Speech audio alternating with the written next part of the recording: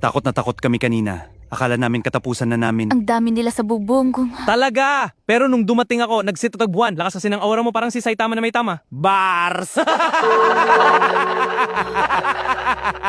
Ramil, ang sakit. Mas masakit pa rin iwan ng walang dahilan. Ramil, masakit ang tiyan ko. Anong gagawin natin? Kuha ka ng tubig, Ramil, kalbo! ang sakit. Ano yan, kalbo? Water, my friend? Hindi yan. Try mo kaya inumin yan. Ang sakit. Lisa, anong nangyayari? May kumakatok! Buksan niyo ang pinto. Ah! Aswang! Ah! Kalbo! Kalbo, papasukin mo yan si Manang yan. Ramil, aswang yan eh. Tignan mo. Manahimik ka nga. Naririnig ka, oh. Palubahang kalagayan niya. May magagawa ka po ba? Meron kailangan yung mangtong sa bundok na parang bukid. Ha? May isang bulaklak doon na kailangan niyo kunin. Anong bulaklak po ba yun? Bulaklak na kayang gamutin lahat ng sakit sa mundo. Mahirap ang tatahakin yung landas. Pero kahit anong mangyari, huwag kayong babalik. Ito ang mapa. Sundan niyo lang kung saan nakaturo ang kompas. Malapit na ba?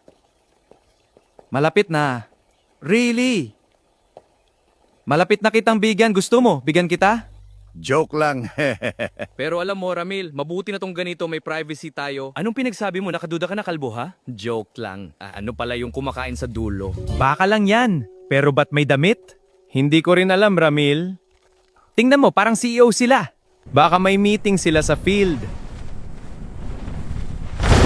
Tama ba ang nakikita ko?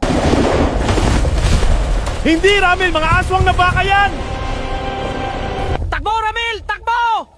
Tinawag mo kasing CEO!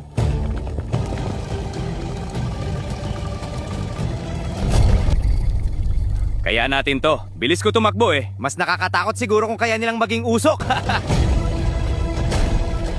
Hindi ka na natatakot? Seryoso? Sabi ko na, mas mabuti rito. Hinga ng malalim, tahimik lang. Ano yan? Parang gusto ko nang umuwi. Shh! Huwag kang kikilos.